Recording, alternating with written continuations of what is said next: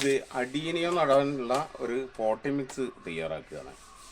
അതായത് ഏറ്റവും നല്ലൊരു പോട്ടി മിക്സ് തയ്യാറാക്കാൻ നമുക്ക് ആറ്റുമണൽ ഇതുപോലെ 2 ചട്ടി ആറ്റുമണൽ 2 ചട്ടിയിലേക്ക് നമ്മൾ അതിലേക്ക് ഗാർഡൻ സോയിൽ, അതായത് ചുവന്ന മണ്ണ് അതേ പകുതിയാണ്. അതായത് 2 ചട്ടി മണലിലേക്ക് 1 ചട്ടിയാണ് നമ്മൾ മണ്ണ് ഉപയോഗിക്കുന്നത്. അതായത് മണ്ണ് ചേർത്തതിന് ശേഷം അതിലേക്ക് പിന്നെ ചേർക്കുന്നത് നമ്മൾ വെർമി കമ്പോസ്റ്റ്, അതായത് മണ്ണിര കമ്പോസ്റ്റാണ്. അതേ അളവിൽ തന്നെ ഒരു മണ്ണിര കമ്പോസ്റ്റ് ചേർത്തതിന് ശേഷം നമ്മൾ ചേർക്കുന്നത് ഇത് ഉമിയാണ്. അത് നെല്ലിൻ്റെ ഉമി. ഈ ഉമിയാണ് ഇതിൽ ചേർക്കുന്നത്. ഉമി ചേർത്തതിന് ശേഷം നമ്മൾ ചേർക്കുന്നതാണ് പെർലറ്റ് എന്ന് പറയുന്ന സാധനമാണ് പെർലറ്റ്. അത് ഒരു ചട്ടി അതിലേക്ക്. പിന്നെ നമ്മൾ ചേർക്കുന്നത് ചെറിയ ക്വാണ്ടിറ്റിയാണ് കൂട്ടുന്നുള്ളൂ. എല്ലുപൊടിയാണ് ഇത് വേപ്പിൻ പിണ്ണാക്കും ഇതിലേക്ക് ചേർത്ത് മിക്സ് ചെയ്തിട്ടാണ് നമ്മൾ പാത്രം കാണുന്നത്. അങ്ങനെ ഈ വേപ്പിൻ പിണ്ണാക്ക്, അതായത് ചെറിയ ഒരു ക്വാണ്ടിറ്റി മാത്രമേ ചേർക്കുന്നുള്ളൂ. അതുപോലെ എല്ലുപൊടിയും അതിനുശേഷം നമ്മൾ നന്നായി മിക്സ് ചെയ്യണം. അത്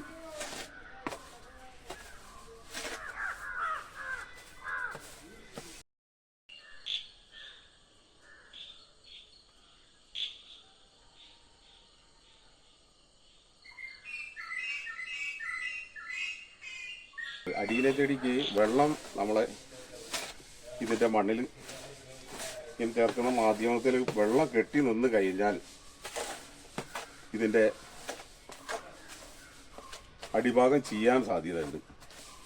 കോഡക്സ് ചെയ്യാതിരിക്കാൻ വേണ്ടിയിട്ടാണ്, അതായത് ഫംഗസും ഇതും വരാതിരിക്കാൻ വേണ്ടിയിട്ടാണ് നമ്മളിങ്ങനെ ഇതിലേക്ക് നീർവാർച്ച കൂടുതലുള്ള ഇതിലാണ് ഈ സോയിൽ നമ്മൾ മിക്സ് ചെയ്തുണ്ടാക്കുന്നത്.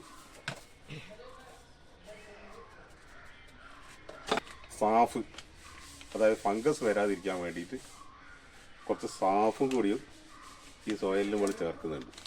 വെള്ളം കെട്ടി നിൽക്കാതെ നമ്മൾ ഒഴിക്കുന്ന വെള്ളം അപ്പോൾ തന്നെ താഴോട്ട് താന്ന് പോകും.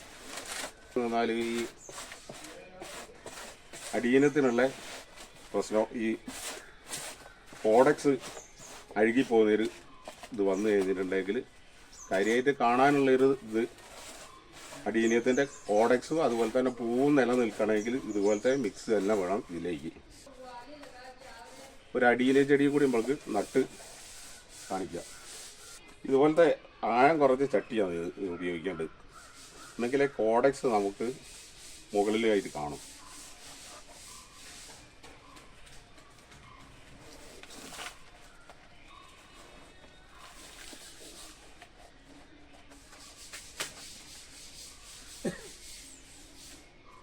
നമ്മൾ നടാൻ ഉപയോഗിക്കുന്ന ഇതുപോലത്തെ ഒരു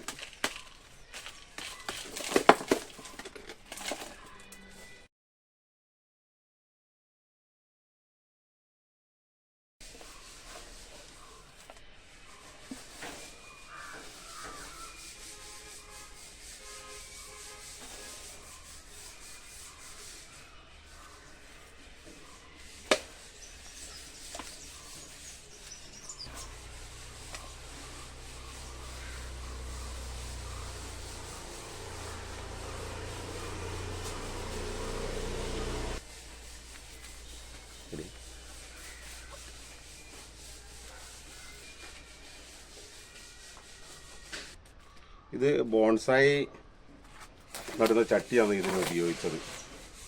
ആയം കുറഞ്ഞ ടൈപ്പ്. ഇതിന് ഡെപ്ത് വളരെ കുറവാണ്.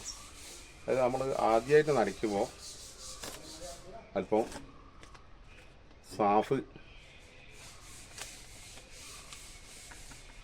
കലക്കിയിട്ടുള്ള വെള്ളമാണ് നമ്മൾ ഇതിലേക്ക് നനയ്ക്കാൻ ഉപയോഗിക്കുന്നത്.